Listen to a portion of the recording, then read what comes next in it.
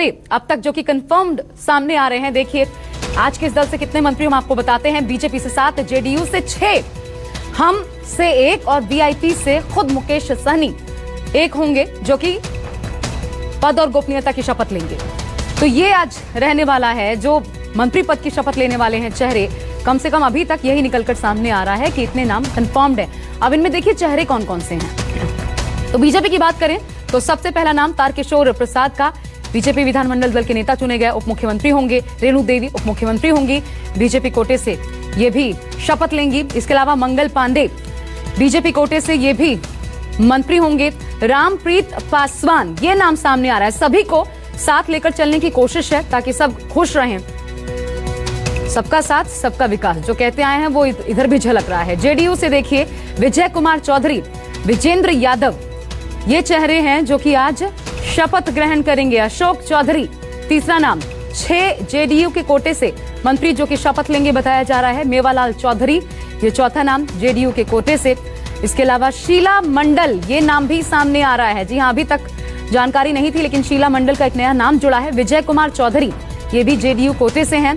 इसके अलावा देखिए हिंदुस्तानी अवाम मोर्चा से कौन है तो जीतन राम मांझी के बेटे संतोष मांझी ये शपथ ग्रहण करेंगे। इसके अलावा वीआईपी से खुद वीआईपी के मुखिया मुकेश सहनी वो शपथ लेंगे। तो कुल मिलाकर के ये खाका तैयार किया गया है। 7-6-1-1 जो ये गाड़ी है बिहार सरकार की 4 पहियों वाली, इसमें इतने मंत्री हर एक कोटे से आ रहे हैं। मेरे साथ सौरभ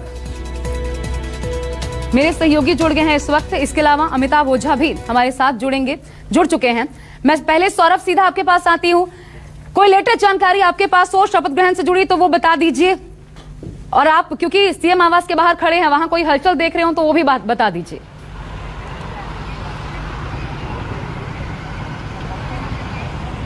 जी बिल्कुल, अब से थोड़ी देर पहले यहाँ से जो नए उप मुख्यमंत्री होंगे बिहार के, तारकिशोर प्रसाद के अलावा नित्यानंद राय, भूपेंद्र यादव, वह करीब 1 घंटे पहले मुख्यमंत्री आवास पहुंचे थे और अब से थोड़ी देर पहले वो मुख्यमंत्री आवास से निकल गए हैं। निश्चित रूप से जो नए चेहरे हैं उन पर विचार विमर्श चल रहा है कि आखिर और कौन सा, क्योंकि आज जो है मुख्यमंत्री के अलावा 14 नए चेहरे होंगे जो मंत्री का शपथ लेंगे। लेकिन इसके अलावा अगर कुल स्ट्रेंथ की बात करें तो मैं आपको बताना चाहूंगा कि 36 बिहार में मंत्री बनाए जा सकते हैं। अगर उसमें आंकड़ों के हिसाब से अगर बात करें तो बीजेपी के कोटे से 21 और जदयू के कोटे से कुल 13 मंत्री बनाए जा सकते हैं। इसके अलावा जीतन राम मांझी की पार्टी से 1 और वीआईपी पार्टी से 1। तो निश्चित रूप से और जो नाम है जो कल या परसों आने वाले हैं उन पर भी एक विचार चल रहा है। तो बैठक चल रही थी जो अब खत्म हो गई है और सारे जो बीजेपी के नेता हैं वह मुख्यमंत्री आवास से निकल गए हैं।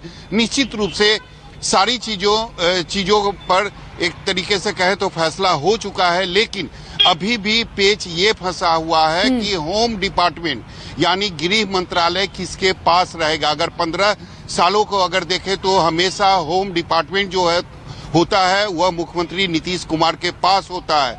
तो इस बार यह देखना होगा कि होम डिपार्टमेंट किसके पास होता है।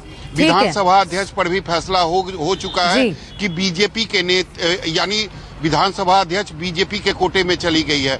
तो अब इस बात को देखना होगा कि होम डिपार्टमेंट किसके कोटे में जाता है। जी ठीक है, तो हैवी वेट मंत्रालय किसके कोटे में जाएंगे महत्वपूर्ण ये भी है, इस पर भी माथापच्ची होगी। बहरहाल बिहार में अब ये तय हो गया है कि यूपी की तर्ज पर ही 2 डिप्टी सीएम होंगे। आज ये बड़ी खबर भी सामने आई।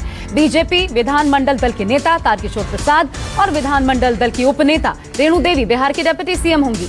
डिप्टी सीएम बनाए जाने पर दोनों नेताओं के समर्थकों में खुशी की लहर देखने को मिल रही है। उप मुख्यमंत्री की जिम्मेदारी मिलने पर तारकिशोर प्रसाद और रेणु देवी ने कहा है कि बड़ी जिम्मेदारी मिली है। सुनिए।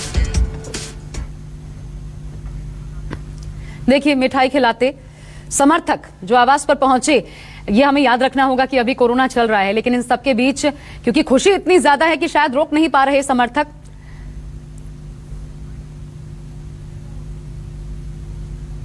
सुनवाते हैं आपको। भावी डिप्टी सीएम तारकिशोर प्रसाद इस वक्त हमारे साथ है। सर, न्यूज़ 24 की तरफ से बहुत बहुत बधाई आपको।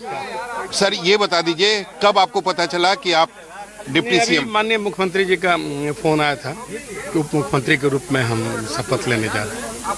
ये भी तय हो चुका है कि बिहार में पहली बार 2 डिप्टी सीएम होंगे।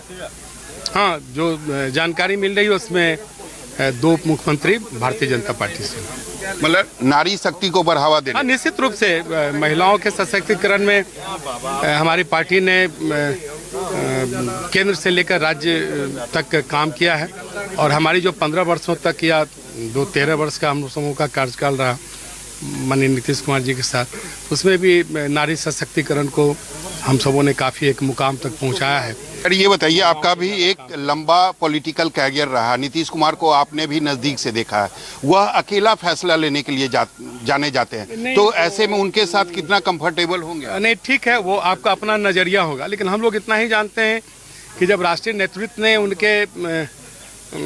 उनको नेता घोषित किया है तो कहीं न कहीं भारतीय जनता पार्टी ने उनको समझा है। आपको लगता है उनके साथ काम करना आसान होगा? अरे उसमें कठिन क्या होगा? नहीं, उनकी जो काम करने का स्टाइल रहा है। हम लोग कोई कठिनाई की ओर थोड़े बढ़ रहे हैं, हम तो बिहार के लिए और बहुत आसानी से हम सब एक अच्छी सरकार बना सके। जो बिहार की जनता ने 5 वर्षों का जनादेश दिया है, उन सारी चीज़ों को ध्यान में रखकर उनके नेतृत्व को और उनके नेतृत्व में हम सब काम करेंगे। उनके नेतृत्व को स्वीकार किया है पार्टी, तो कहीं न कहीं वो सारी चीज़ें, मतलब हर फैसले में बीजेपी की भागीदारी होगी। वो पूर्व में भी थी, अभी भी रहेगी।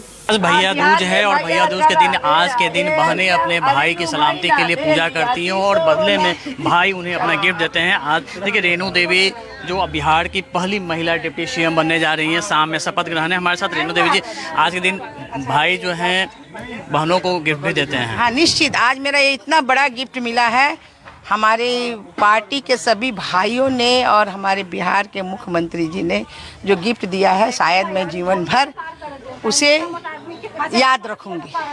मैं कल से ये क्या चल रहा था, पहले हवा में बातें थी कि आपके पास कॉल आ गया, कंफर्मेशन मिल गया? जी, कल कंफर्मेशन आ गया कंफर्मेशन। लोग बधाइयाँ आपको दे रहे हैं। जी। अच्छा, ये बताइए कि कहा जा रहा था कि महिलाओं का रुख हमेशा से एनडीए की तरफ रहा है और इस बार भी साइलेंट वोटर ने रुख बदल दिया। महिलाओं एनडीए के ऊपर महिलाओं का विश्वास है और उस विश्वास पर महिला हमेशा खड़ा उतरी हैं और खड़ा उतरेंगी। क्या चाहता है बिहार, क्या चाहता है देश? बिहार चाहता है कि हमारे बाल बच्चे सुरक्षित रहे, बिहार चाहता है कि हमारा विकास हो, बिहार चाहता है हमारे बच्चे नौकरी रोजगार में जाए, बिहार चाहता है कि हम आत्मनिर्भर बिहार बने, कोई ना कोई बिजनेस करे। तो इस तरह से बिहार में सभी महिलाएं हमारे एनडीए के साथ में हैं। आप बिहार की पहली महिला डिप्टी सीएम बनने जा रही हैं, महिलाओं के लिए क्या प्राथमिकता होगी? निश्चित प्राथमिकता होगी। हमने हमारे माननीय प्रधानमंत्री जी ने, अमित शाह जी ने कहा है कि आत्मनिर्भर बिहार बनाने में हम पूरी योगदान करेंगे अपनी बहनों के लिए, जो उद्यमी बहनें हैं, जो हमारी बहुत सारे स्वावलंबी जो चला रही हैं, हमारी उस तरह की बहनों को हम ज़्यादा मदद करेंगे। आखिरी सवाल ये है कि शराबबंदी बहुत बड़ा मुद्दा था, लोग कह रहे थे अब आप डिप्टी सीएम बनने जा रही हैं, उस पर कोई समीक्षा होगी? देखिए, निश्चित रूप से समीक्षा ये है कि शराबबंदी जो बंद हुआ है वो खुलने नहीं जा रहा है, उससे महिलाओं का बहुत ही फायदा हुआ है और हमारे महिलाएं खुश हैं, इसलिए शराबबंदी तो बंद है। तो आपने सुना तारकिशोर प्रसाद और साथी रेणु देवी। और देखिए, हम जरा दिखा भी दें आपको इनका बायोडेटा। बीजेपी की राष्ट्रीय उपाध्यक्ष रह चुकी हैं, 2005 से 9 तक बिहार सरकार में मंत्री भी रही हैं और इस बार काफी कुछ उनके पक्ष में गया। यही कारण है या तो समीकरण साधने की कोशिश की गई जिसके चलते रेणु देवी को भी शामिल किया गया है। बहरहाल ये समझना होगा। मेरे साथ अब 3 खास मेहमान जुड़ चुके हैं। विनोद शर्मा जी बीजेपी से, चितरंजन गगन जी आरजेडी से और संजय वर्मा जेडीयू से। मेरे साथ 3 खास मेहमान इस वक्त हैं। बहुत स्वागत है सर आप सभी का। और सौरभ, अमिताभ हमारे साथ हैं ही, लेकिन अमिताभ मैं अब आपके पास आना चाहूंगी। जो तस्वीरें हम दिखा रहे थे अमिताभ, अब खुशी इतनी ज्यादा है कि ऐसा लगता है कि कोरोना का भय खत्म हो गया है, कहीं किसी चेहरे पर मास्क नजर नहीं आ रहा। लेकिन बताइए, जब राजभवन के अंदर ये कार्यक्रम होगा, आरजेडी ने तो पहले ही खुद को अलग कर लिया है, तो वहां पर तैयारियां कैसी हैं? सब कुछ का ध्यान रखा जाएगा कि खुशी में माहौल बिगड़े ना, रंग में भंग ना पड़े? जी बिल्कुल, इन्हीं बातों को ध्यान में रखे आप देखिए कि ये मेरे पीछे जो राजभवन है, राजभवन के जो अंदर है मंडपम हॉल है, करीब 500 लोगों की बैठने की कैपेसिटी है, लेकिन जो आमंत्रित सदस्यों की संख्या है वो सिर्फ 2 से 225 रखी गई कुर्सियां वहां रखी गई हैं। और अंदर से जो जानकारी मिल रही है उसमें आम लोगों का प्रवेश बिल्कुल बंद है। इसके अलावा समर्थकों को भी इस बार पास नहीं दिए गए हैं। जो भी प्रवेश होगा वो सिर्फ पास के द्वारा होगा। गेट पे ही सैनिटाइजर की व्यवस्था की गई है और उनका थर्मल स्क्रीनिंग होगा, वही लोग अंदर जा सकते हैं। अंदर में मंडपम हॉल में काफ़ी बड़ा हॉल है और बैठने की जो वहाँ क्षमता है वो 500 से ज़्यादा है। और यहाँ पे अंदर की जो हमने आपको अभी तस्वीरें नहीं दिखा सकते हैं क्योंकि अभी रिस्ट्रिक्टेड है वहाँ जाने पे, लेकिन एक बात बिल्कुल साफ़ है कि जो भी लोग जाएंगे थर्मल स्क्रीनिंग होगी, उनके सैनिटाइजर की व्यवस्था, मास्क मस्ट किया गया है कि मास्क ला के जाएंगे। और इसके साथ ही जो भी उनके जो अंगरक्षक हैं जो भी हो वो बाहर ही रहेंगे और सिर्फ जो आमंत्रित सदस्य वही अंदर राजभवन के अंदर जा सकते हैं। ठीक है, अमिताभ सौरभ दोनों बने रहिएगा आप हमारे साथ। विनोद जी, मैं आपके पास अब सीधा आना चाहती हूँ। सर, एक की भरपाई 2 से क्यों करनी पड़ रही है? पहले तो ये समझा दीजिए, सुशील मोदी हटे तो ये 2 चेहरे क्यों लाने पड़ रहे हैं बीजेपी को? ये मजबूरी है, ये जरूरत है, ये क्या है बीजेपी के लिए बिहार में? देखिए, बीजेपी हमेशा सकारात्मक पक्ष लेकर चलती है और बिहार के विकास के लिए आदरणीय नीतीश कुमार जी को मुख्यमंत्री पहले ही घोषित किया था। हमारे आदरणीय उप मुख्यमंत्री जो पहले सुशील मोदी जी थे, निश्चित रूप से उन्होंने बिहार के विकास के लिए बहुत कुछ काम किए। हमेशा राज्य और पार्टी की भलाई के लिए उन्होंने काम किया है, लेकिन पार्टी नेतृत्व में 2 उप मुख्यमंत्री इसलिए दिया कि और ज्यादा काम हो सके, मुख्यमंत्री को और ज्यादा सहयोग मिल सके और हम जो वायदे किए हैं उनको पूरी तरह से बिहार की जनता के सामने ला सके। और निश्चित रूप से आपके चैनल के माध्यम से बिहार की जनता को हम शुभकामना देना चाहते हैं कि उन्होंने बहुत अच्छा काम किया कि एनडीए सरकार को समर्थन देके फिर से बिहार में विकास की गाड़ी को बढ़ाने का चितरंजन गगन जी शायद मुझे सही इस सवाल का जवाब दे। चितरंजन जी, क्या समझ आ रहा है, क्यों जरूरत पड़ी 2 चेहरों को लाने की बीजेपी को? देखिए, एक चीज तो आप देख रही होंगी कि अब शपथ ग्रहण होने जा रहा है, सरकार बनने जा रही है, लेकिन सारे के सारे नेता दोनों तरफ, जनता दल में भी और भाजपा के नेता काफी तनाव में है। चेहरा पर जो आप भाव देख रहे हैं काफी तनाव में है और एक तरफ अंतर्द्वंद जनता दल और भाजपा के बीच में है, दूसरे तरफ भाजपा के अंदर अंतर्द्वंद है और इसीलिए 2 डिप्टी सीएम जो बनाना पड़ा। भाजपा के अंदर जो अंतर्द्वंद चल रहा है काफी, उसमें कई सीनियर लोग थे दावेदार, अति पिछड़ी समाज से यहीं आने वाले प्रेम कुमार जी दावेदार थे, उनको साइड करके और दूसरा चेहरा लाया गया। तो इस से काफी अंतर्विरोध है पार्टी के अंदर। दूसरी तरफ जनता दल और भाजपा के अंदर भी काफी अंतर्विरोध है। नीतीश जी नहीं चाहते, नीतीश जी चाहते थे कि सुशील मोदी ही उनके साथ रहे। कहा भी उन्होंने कि पुरानी टीम ही बेहतर रहेगा, लेकिन भाजपा के दबाव में उनको टीम उनकी चली नहीं कुछ और भाजपा अपने इच्छा के अनुसार जो जैसे चाहा वैसे किया। भाजपा के अंदर भी अंतर्द्वंद है, तो इसलिए सरकार, एक तो जनादेश इनको मिला नहीं है, लेकिन जोड़ तोड़ करके और इधर उधर करके। संजय जी, ये अंतर्द्वंद के रूप में पूत के पांव पालने में नजर आ रहे हैं क्या? इसी तरीके से चलना पड़ेगा आगे इस सरकार को? आपको छोटे भाई की भूमिका में रहना पड़ेगा?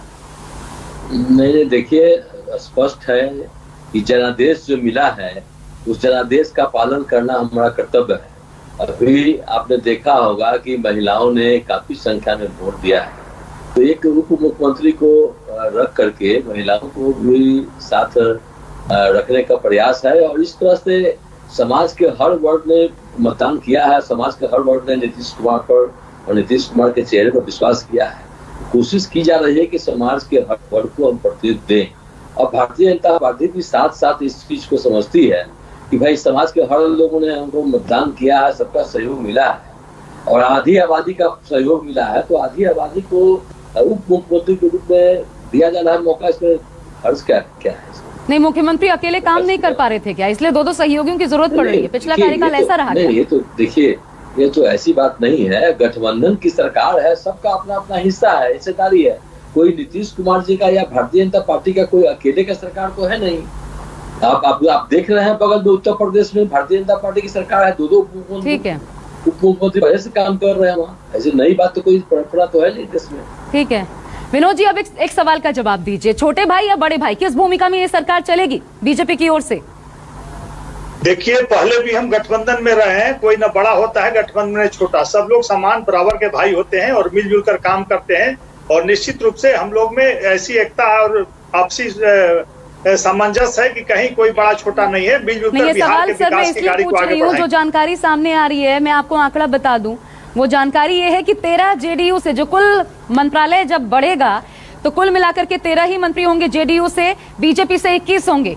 तो बड़े भाई की भूमिका में आप अपने इस भूमिका को स्वीकार कर रहे हैं कि नहीं, आगे तो हम ही रहेंगे बिहार मैंने में? कहा ना कि बड़ा छोटा नहीं होता, विधायकों के अनुपात पर मंत्रिमंडल का विस्तार होता है, उस हिसाब से किया जाता है। इसमें बड़ा छोटा नहीं, निश्चित रूप से भाजपा के पास अधिक विधायक है तो उसको कुछ ज्यादा मिलेंगे। तो ये तो पहले भी होते रहा है, सभी भी गठबंधन में होता है।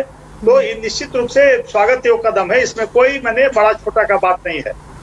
चितरंजन जी, आप क्या देख पा रहे हैं? ये बस क्योंकि ज्यादा सीटें आई हैं इसलिए, या फिर आपको क्या नजर आ रहा है? ये जो समीकरण दिखाई पड़ रहा है 13 जेडीयू 21 बीजेपी, या क्या जेडीयू ने एक्सेप्ट कर लिया है कि नहीं अब हमें बीजेपी के तले ही चलना पड़ेगा?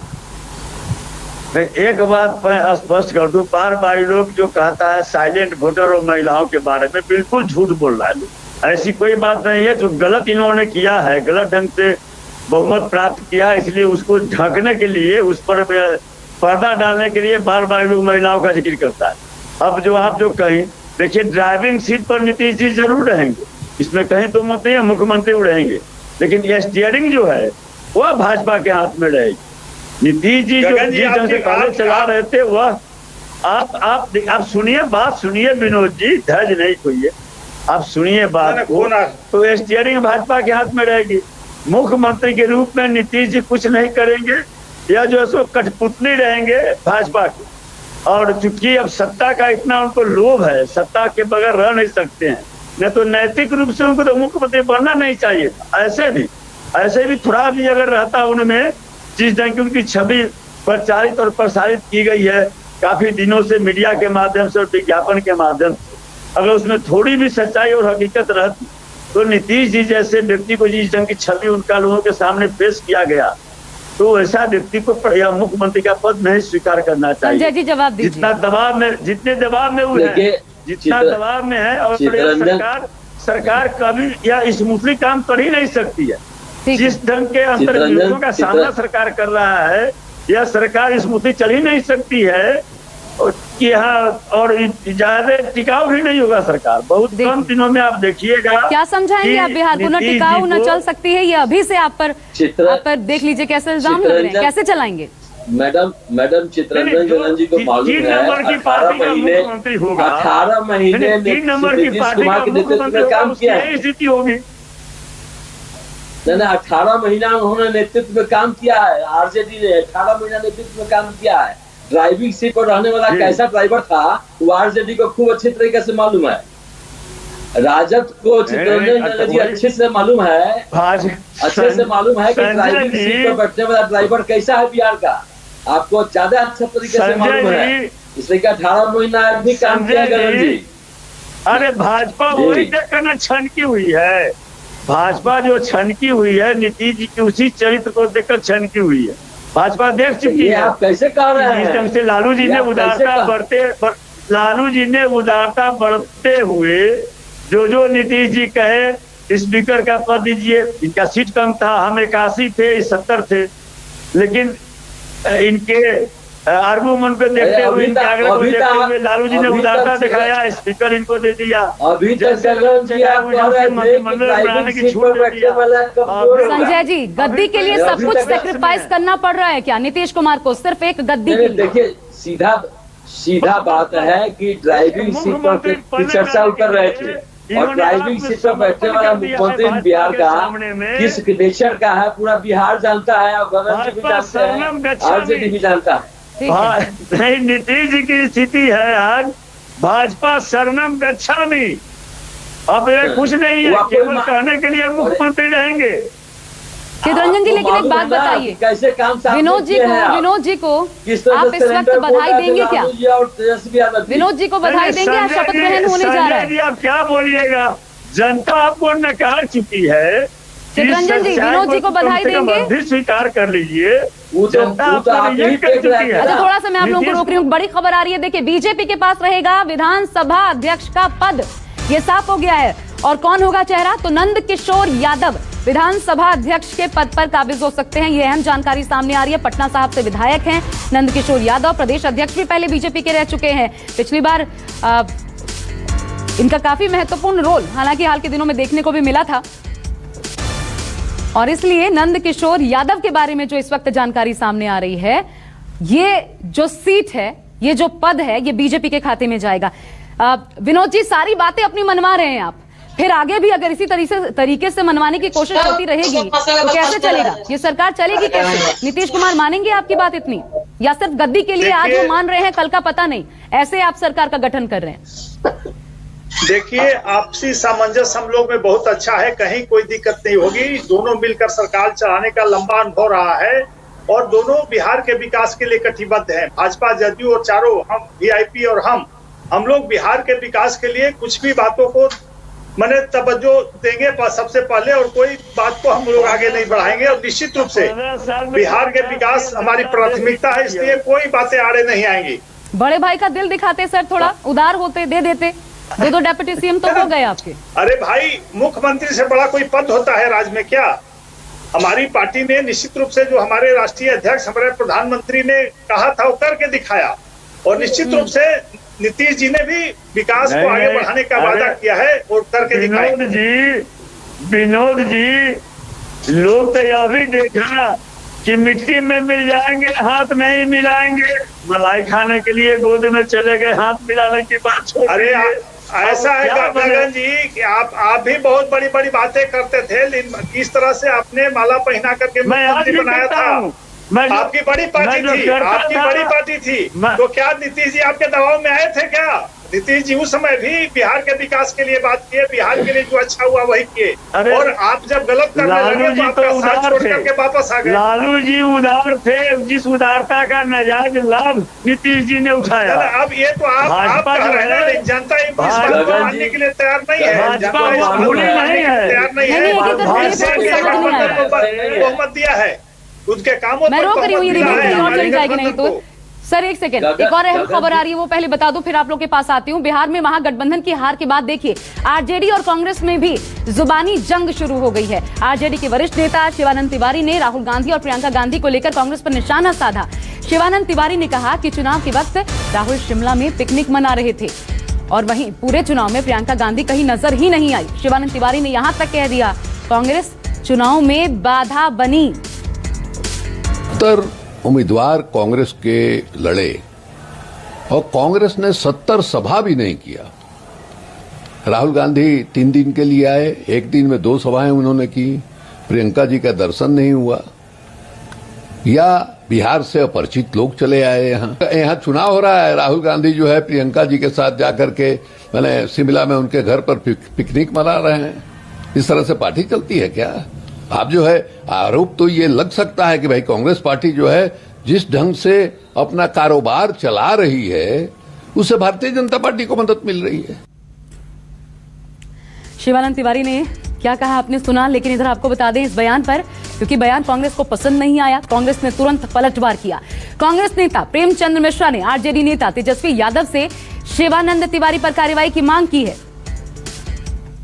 हमारे साथ प्रेमचंद मिश्रा है। सर ये बताइए, क्या कहेंगे जो बातें शिवानंद तिवारी ने कही है, क्या कहेंगे उसमें? देखिए, हर गठबंधन का एक धर्म होता है। तो पहली नज़र में तो आरजेडी नेता शिवानंद तिवारी ने गठबंधन धर्म को तोड़ा है। जिस भाषा का वो प्रयोग कर रहे हैं कांग्रेस के बारे में, हमारे नेतृत्व के बारे में, यह तो गिरिराज सिंह की भाषा है। बीजेपी वाले ऐसी भाषा का प्रयोग करते हैं। तो अगर आरजेडी के नेता इस तरह की भाषा का प्रयोग करें कांग्रेस के बारे में, हमारे नेता के बारे में, तो यह कतई स्वीकार नहीं। मुझे लगता है कि शिवानंद तिवारी कहीं न कहीं तेजस्वी यादव का ही नुकसान करना चाहते हैं, और चारा घोटाले से लेकर आज तक जब भी देखे तो उन्होंने लालू प्रसाद के परिवार को परेशान करने का ही काम किया है। यह समय बीजेपी जदयू के जो फिर से एक बार जनमत का चीरहरण करके सरकार बनने जा रही है, उसके बारे में बोलना चाहिए। आप कांग्रेस पर उंगलियां उठा रहे हैं, तो मैं समझता हूं इसमें कहीं न कहीं कोई वेस्टेड इंटरेस्ट उनका होगा। वो बीजेपी को या जदयू को प्रसन्न करना चाहते हैं, और उन्हें यह भी लाज शर्म नहीं आ रही है कि एक तरफ जेडीयू ने बीजेपी के साथ रहते हुए बहुत ही खराब प्रदर्शन किया है, और देखिए जेडीयू के उस खराब प्रदर्शन के बावजूद बीजेपी उसको सीएम बनाने जा रही है। और दूसरी तरफ आप अगर हमने कुछ सीटें कम जीती तो उसका मूल्यांकन कर रहे हैं क्या वजह थी। लेकिन वो जो आरोप लगा रहे हैं कि कांग्रेस की केवल ये मंशा होती है कि ज्यादा से ज्यादा सीट ले ले, लेकिन जीतने के लिए जो करना चाहिए वो कांग्रेस नहीं करती है। मैं इस बात से सहमत नहीं हूं। हमने पूरी कोशिश की और हमारे सभी टॉप से लेकर नीचे तक के नेताओं ने प्रयास किया। तो इसके बावजूद अगर हार के कारण को लेकर आप बेसिक पैर बयान दे रहे हैं तो मैं तो चाहूंगा कि तेजस्वी यादव जी को ऐसे मामलों में हस्तक्षेप करना चाहिए और शिवानंद तिवारी जैसे लोगों पर लगाम लगानी चाहिए कार्रवाई। और इस बयान का असर ये हुआ है कि आरजेडी ने अब शिवानंद तिवारी के बयान से किनारा कर लिया है। सुनिए मनोज झा ने क्या कहा। मैं स्पष्ट कर दूं, ये उनकी निजी राय है, आधिकारिक नहीं है। और मैं पूरे ईमानदारी से ये कह रहा हूं कि हमारी पार्टी का मानना है कि विश्लेषण की अपनी जगह होती है, अपना वक्त होता है। हम बेहतर सिनर्जी से लड़े, बेहतर समन्वय से लड़े, और बेहतर सिनर्जी और बेहतर समन्वय में कहाँ कोई चूक रह गई इसका विश्लेषण होगा। राष्ट्रीय स्तर पर भी हम कांग्रेस के साथ रहे, इसलिए मैं समझता हूं कि इसको जैसे बाकी दलों में भी लोगों की निजी राय होती है, तो शिवानंद जी की ये निजी राय मानी जाए। सब अपनी अपनी बात रखें लेकिन फिर भी साथ रहे। लोकतंत्र की खूबसूरती यही है, यही होना चाहिए बिहार में। एक्सपेक्टेशंस भी इस नई सरकार से यही होंगी। बहरहाल मेरे पास वक्त इतना ही था। बहुत शुक्रिया आप तीनों खास मेहमानों का, विनोद जी आपका, चितरंजन गगन जी आपका और संजय वर्मा जी आपका हमारे साथ जुड़ने के लिए। एक बहुत छोटा सा ब्रेक ले रहे हैं, लेकिन ब्रेक के बाद भी इस बड़ी खबर पर लगातार न्यूज़ 24 बना हुआ है।